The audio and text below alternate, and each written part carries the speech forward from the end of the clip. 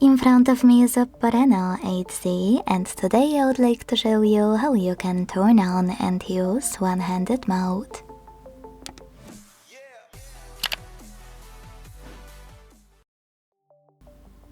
I tested one-handed mode on multiple OPPO devices, including this one.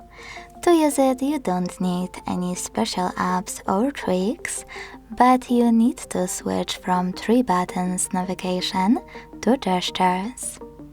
When you're done, go into Settings and scroll all the way down right away.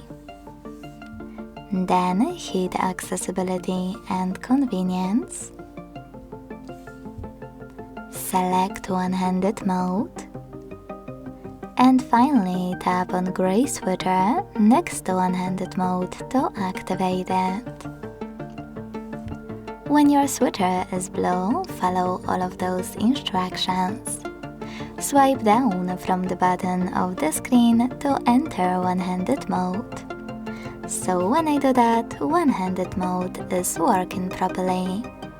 Now to go back, you can either swipe up or click on this area at the top. To disable one-handed mode completely, use the same now blue switcher.